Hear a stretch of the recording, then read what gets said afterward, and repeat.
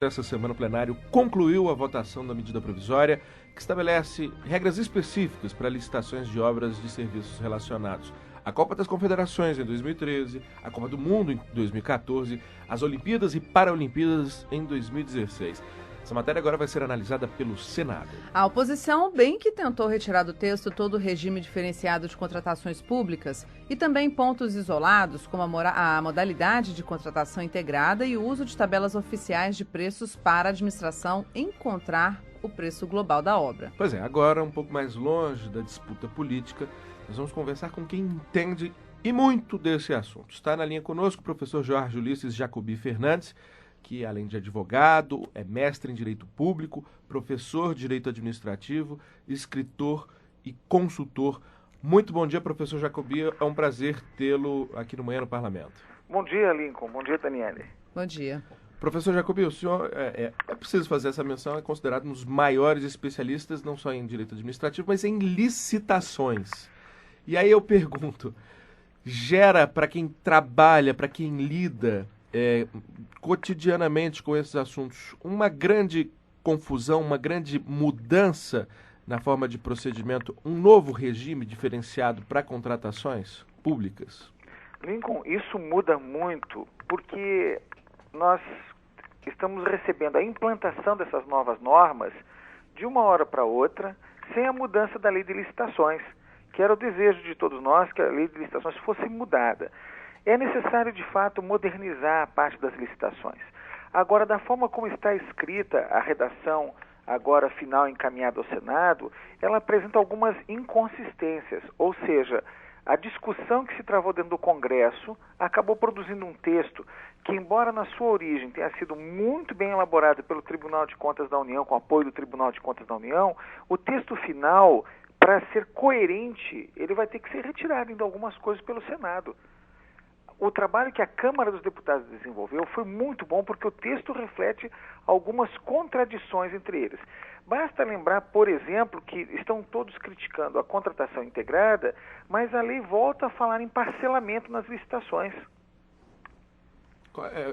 A contratação integrada seria uma forma de acelerar, né, contratando no mesmo grupo desde o projeto até o rito final de execução, mas a lei prevê parcelar o que seria integral, é isso? Exatamente. Veja só, num dos dispositivos desse novo texto, ficou colocado a ideia, lá no artigo 4º, inciso 5, né, foi colocado a utilização sempre que possível de planilhas de custo constante de propostas oferecidas. E mais adiante, o próprio texto vem colocar que é necessário parcelar o objeto. Então, com essas duas formas de trabalho, quem vai interpretar a norma vai continuar sofrendo muito.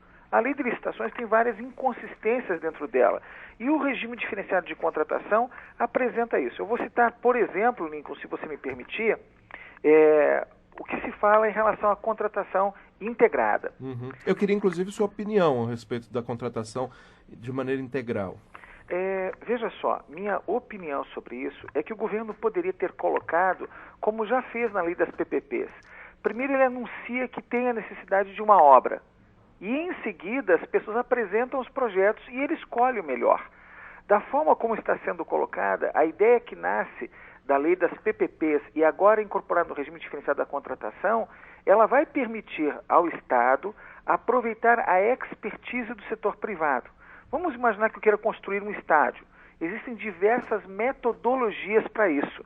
Só que essas metodologias, a lei está obrigando que diferentes metodologias tenham critérios objetivos anteriores.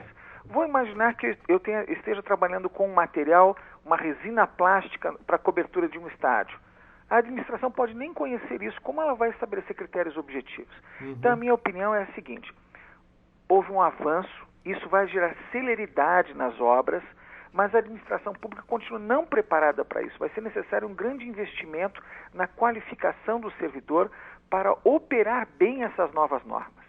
Veja, Lincoln, que quando saiu a medida provisória do pregão, eu fui responsável por instituir na norma o dever de todo servidor, antes de aplicar a lei do pregão, receber um treinamento específico. Uhum. E não é porque sou professor.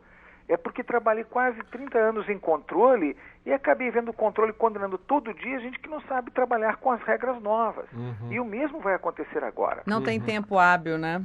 Não vai ter tempo hábil para qualificar essas pessoas. Professor, eu queria que a gente pudesse avançar para um outro ponto que foi, digamos assim, nevrálgico nessa discussão, que foi o do sigilo sobre o orçamento estimado, a previsão de que o valor estipulado pelo governo, aquilo que ele prevê gastar sobre o objeto daquela licitação, deveria ser sigiloso até a conclusão do processo licitatório, algo que inclusive ficou muito nebuloso durante toda essa discussão pública e que foi, sem dúvida, um dos pontos que dividiu os parlamentares. Isso mesmo. Veja só, Lincoln, realmente as pessoas estão criticando muito, mas no meio acadêmico essa crítica não tem repercussão. Eu vou explicar a origem da confusão.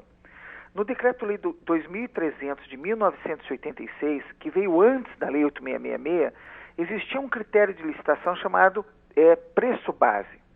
O preço base era calculado pela administração pública, colocado dentro de um envelope lacrado, e aquele que mais se aproximasse daquele número que estava dentro do envelope era o vencedor da licitação. O Tribunal de Contas da União, durante quase uma década, brigou contra a existência do preço base. O preço base na 866 não existe. O que a norma agora colocou? Colocou que o custo estimado da obra vai ser sigiloso. Mas a Câmara dos Deputados colocou uma regra, lá no artigo 6º, parágrafo 3º, permitindo que os órgãos de controle tenham acesso a esse número. E, na verdade, não vai ser critério de julgamento. O que vai acontecer? A administração tem o preço base estimado sigiloso dela e a licitação vai ocorrer normalmente. Não vai ganhar aquele que mais se aproximar do preço base. Não vai ganhar. Agora, existe um risco. Qual é o risco? Servidores mal intencionados poderão dizer o seguinte: aquele que estiver abaixo do preço vai estar desclassificado, quem estiver acima do preço vai estar desclassificado. Então não é a forma como está redigido o texto que nos prejudica a sociedade, é como podem fazer uso dele. Vou explicar ainda um pouquinho melhor essa questão. Hoje, na administração pública, é muito difícil elaborar as planilhas de custos. Os empreiteiros hoje recebem um edital pronto pela administração, com todos os preços e os projetos básicos. O que o empreiteiro tem que fazer? Colocar o lucro e entregar a proposta. E os erros que ocorrem na planilha, o Tribunal de Contas, a CGU, imputam ao servidor. Dessa forma, os erros podem ser corrigidos. Então, existe sim um avanço, não é a ideia do preço básico ficar sigiloso e tudo ser julgado com ele e novamente ganhar a licitação quem mais se aproximar dele. Isso está corrigindo uma deficiência, que é o fato da administração pública não conseguir estabelecer preços corretos para suas obras. No passado, o Tribunal de Contas da União teve que soltar até expedientes ao público explicando que ele estava julgando o asfalto de aeroporto de acordo com o SINAP. E isso não podia acontecer porque obras rodoviárias. É bem diferente, né? Bem o asfalto de aeroporto tem uma profundidade, precisa ser resistente. Isso é bem comum, né? Muito comum críticas dessa natureza. Professor, eu queria aprofundar um pouco mais, já que o senhor, aproveitando a presença do senhor, um dos maiores especialistas na área de licitações, já ouvi de vários especialistas em administração pública que lidam com essa área, expressões que, ditas de maneira popular, significariam mais ou menos o seguinte: a lei de licitações atual 8666, ela não consegue vedar as possibilidades de corrupção, de distorção que existem, que se modernizaram muito, mas complica muito o processo, tornam muito lento. Em resumo, não proíbe de roubar e não deixa fazer. Eu queria que o senhor comentasse esse aspecto, já que o senhor falou da necessidade de que, na verdade, todo o sistema fosse modernizado e não apenas para a Copa, também levando em conta que o sistema de pregão eletrônico, que é um avanço, hoje, infelizmente, parece só possibilitar a parte de serviços, né? Não possibilita a contratação de obras de engenharia, por exemplo. Você colocou muito bem, e é o que pensa realmente a doutrina e parte da sociedade.